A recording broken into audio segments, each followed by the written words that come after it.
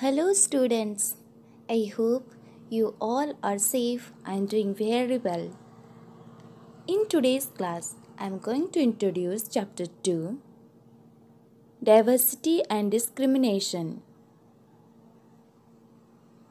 And today's learning objectives are prejudice and stereotype. Before we begin these topics, let's have little knowledge about diversity. You studied about how diverse our culture are within the country. In this fast developing world, we all keep moving from place to place and come across different people from different. If you look around the class, every student is different. Someone has green eyes, someone has brown eyes, someone has curly hair, while someone has straight hair. We are all different, but as human beings, we are all members of the same society. We should learn to live in harmony with each other, even if we are different in whatever manner. Everyone is different, everyone has some good qualities and some not so good. Therefore, it is wrong to judge anyone by their outward appearances. There is a common saying, looks can be deceptive. For example, you must have seen the picture of the father of the nation, Mahatma Gandhi.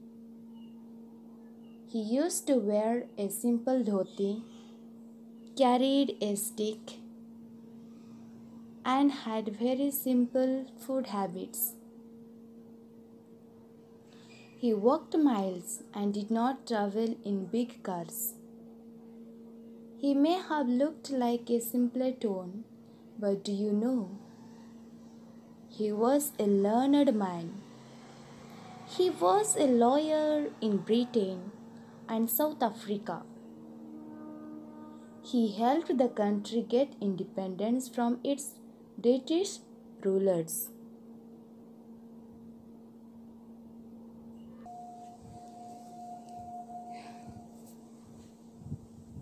Now let us see what is prejudice. What does it mean?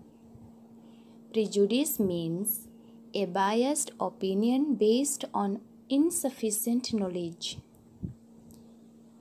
Prejudice comes from the words pre and judge. Prejudice is making a judgment before knowing any detail. We may have beliefs which may not be factually correct or may be incomplete, but these beliefs make us take certain decisions and form perceptions.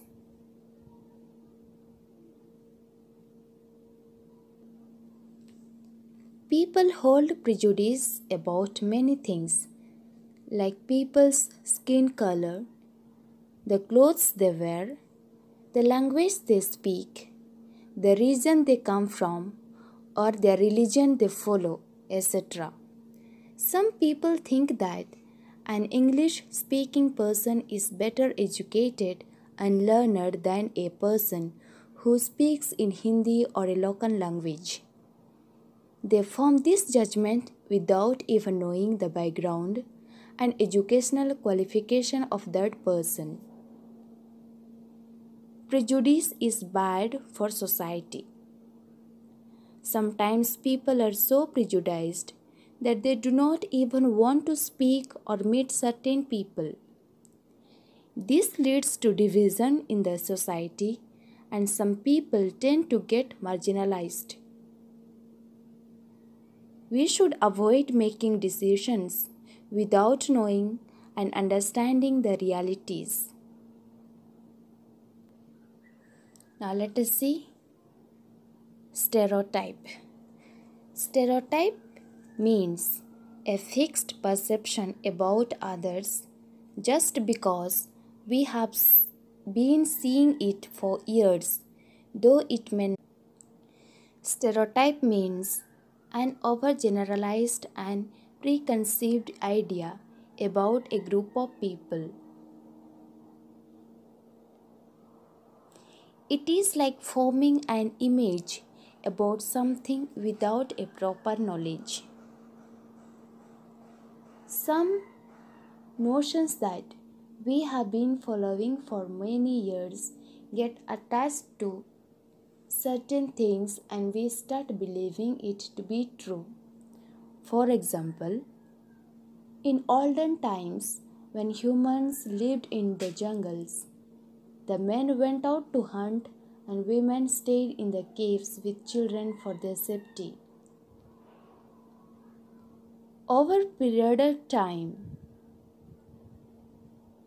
it was considered that boys are brave and they do not cry over little injuries, while girls have always been considered as weak and emotional. While girls have always been considered as weak and emotional.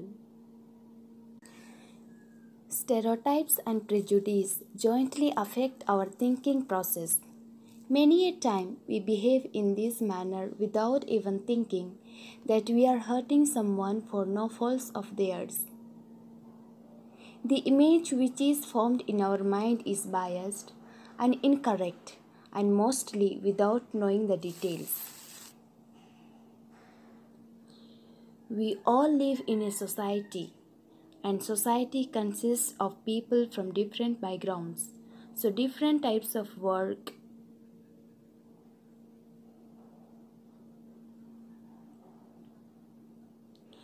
We all live in a society, and society consists of people from different backgrounds, do different types of work, and live different ways of life.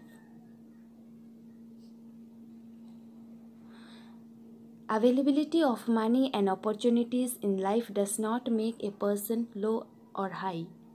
Given a chance, even an unprivileged person may be able to do extremely well, even better than those who got opportunities. Remember the famous case of the winner of the popular quiz program on television, Kaun Banega Karodpati, who came from a small village. He did not have a wealthy background, but won 5 crores rupees due to his excellent knowledge. He had worked hard to attain those levels of knowledge. There are numerous examples of people who have had difficult times but have outshined in different fields. Take the case of former President APJ Abdul Kalam, who was from a very humble background but could become one of the top scientists of India and later the president of the country.